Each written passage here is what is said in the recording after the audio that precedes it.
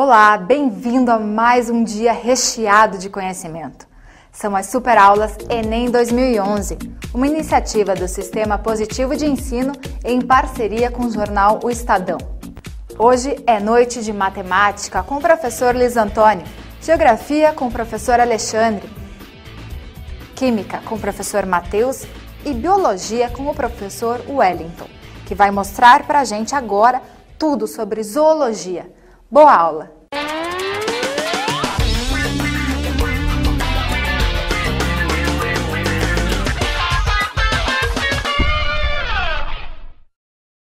Vocês estão tendo muitas aulas e eu vou falar um pedaço da biologia. Mais precisamente, a gente vai fazer uma viagenzinha naqueles bichinhos da zoologia. O primeiro título que eu quero mostrar para vocês é a respeito de uma pesquisa muito recente, publicada pela revista de biologia da Unicamp. O título fala sobre a pesquisa que associa a polpa do açaí à transmissão da doença de Chagas.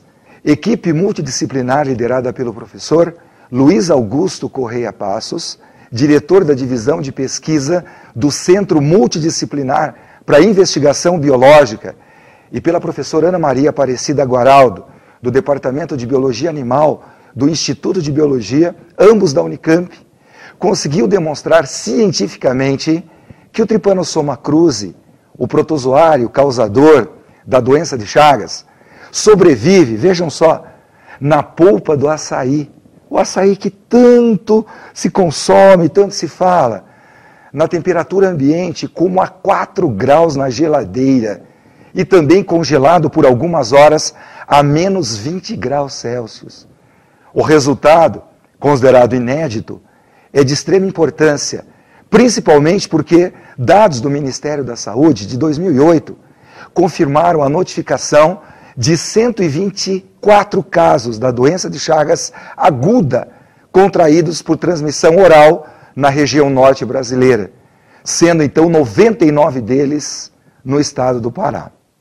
Muito bem, vejam vocês. Então, a gravidade dessa situação, porque já houve relatos da doença de Chagas também transmitida pela ingestão de caldo de cana, tivemos recentemente aqui em Santa Catarina, e agora já sabemos há muitos anos que o açaí também, a polpa do açaí ingerida com o protozoário causador também provoca doença. Então, eu vou falar para vocês um pouco da doença de Chagas, então essa que também pode ser transmitida através da polpa do açaí. Então, tem que se tomar muito cuidado com isso. Então, vejamos lá, falando sobre a doença. Quem causa a doença de Chagas é um protozoário. Protozoário, nós sabemos, não é animal, pertence ao reino protista. É um protozoário chamado Trypanosoma cruzi.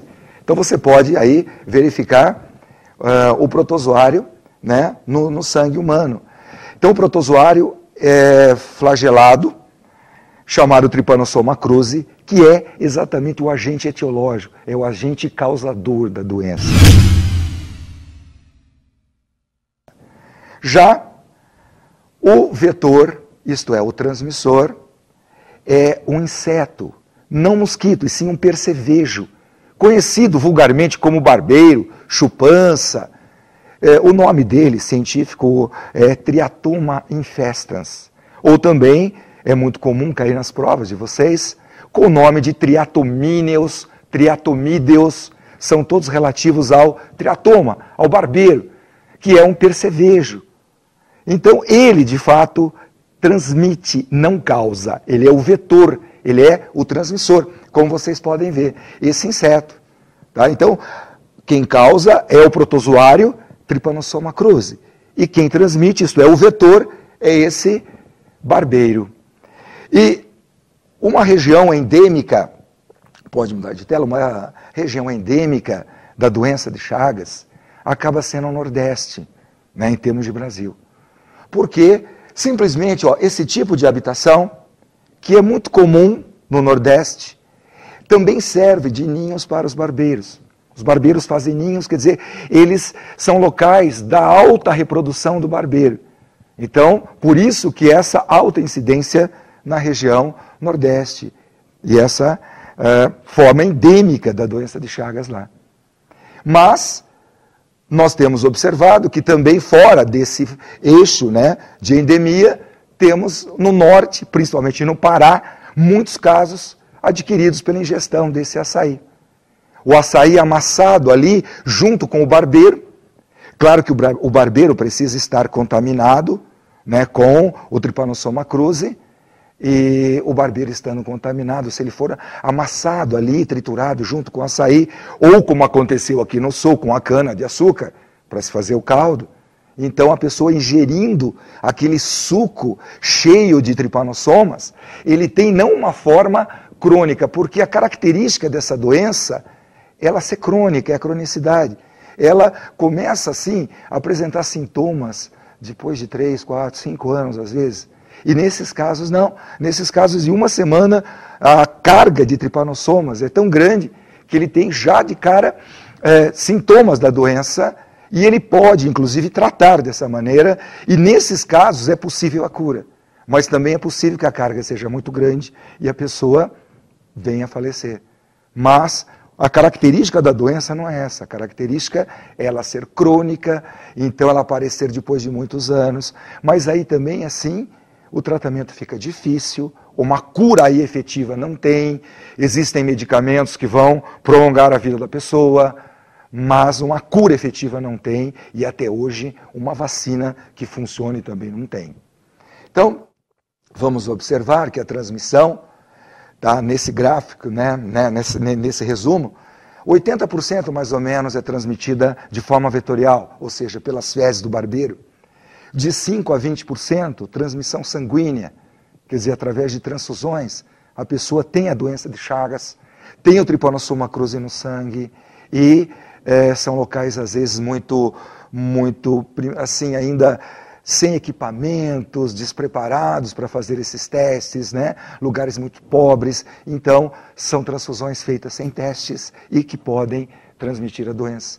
E de forma vertical, que já não é tão evidente assim, não é tão alta a transmissão, mais ou menos 1%, que é a amamentação congênita. No caso congênita, é a mãe passar para o filho durante a gestação. E também essa forma oral aí de açaí, de caldo de cana. Então agora, vocês vão ver, no ciclo exatamente do tripanossoma, né, que nós então começamos aqui, ó. Essa parte é no ser humano, que é o hospedeiro definitivo do parasita, e aqui é exatamente onde tem o barbeiro, que é o hospedeiro intermediário. Então a pergunta, como que o barbeiro se contamina? Como que o barbeiro adquire esses tripanossomas? Na verdade, ele se contamina quando ele suga o sangue de uma pessoa que tem a doença, ou quando ele suga o sangue de um reservatório natural. E o que é esse reservatório natural? São animais ali da floresta, nesse caso, são animais silvestres, que têm o parasita no sangue e que também até podem desenvolver a doença, às vezes não, mas eles têm o parasita no sangue, de uma forma, vamos dizer, natural. Então o barbeiro pode sugar o sangue de um macaco, de um gambá, de um tatu, de um morcego, e aí o barbeiro se contaminar. Então o barbeiro pode se contaminar de duas maneiras, ou sugando o sangue de uma pessoa doente, ou de um reservatório natural. Portanto, quando ele se contamina, o Trypanosoma cruzi se reproduz no interior do barbeiro, como vocês podem perceber. É uma reprodução assexuada que ele faz. E aí, nas fezes do barbeiro, são encontradas umas formas compridas, como você vê aqui, ó. São as formas chamadas de tripanossoma. As formas de tripanossoma têm um flagelo comprido, justamente porque o barbeiro geralmente sai à noite, pica a pessoa no rosto, e aí deixa do lado as fezes contaminadas. Uma pessoa que esteja dormindo, tal, ao coçar, empurra as fezes contaminadas no local da picada, e aí o tripanossoma penetra. Uma vez que ele penetra, ele atinge a circulação, e sempre, todo parasita tem os seus órgãos de preferência. No caso do Trypanosoma cruzi, ele gosta muito do coração, é o órgão preferido dele. Também fígado, baço, esôfago, mas ele atinge principalmente o coração.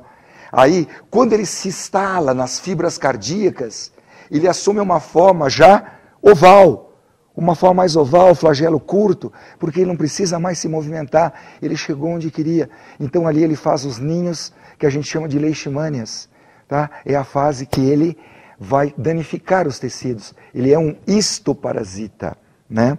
Então o local de preferência dele é, de fato, o coração, e aí ele assume a forma oval, que é a forma de leishmania. Portanto, na doença de Chagas, as formas de transmissão são essas, né? Os cuidados, né? Ou até algumas formas de profilaxia, que é você substituir aquelas casas de barro. Com relação ao açaí, por exemplo, também já foi comprovado que se ele for pasteurizado, pasteurização consiste em elevar um pouco a temperatura e depois resfriar rapidamente, como se faz a pasteurização do leite. Então, se aquele açaí for industrializado, ele for pasteurizado, você elimina esse problema da transmissão, você faz testes de sangue em doadores. Então, hoje são, né, esses os cuidados assim, para se ter, combater os barbeiros, né, para se ter com a doença de Chagas. Ok? Então vocês já fiquem espertos, esse é um tema importante, tá? Para o final do ano aqui, agora para as tuas provas Enem, para os principais vestibulares do país, podem ter certeza, um assunto bacana para vocês.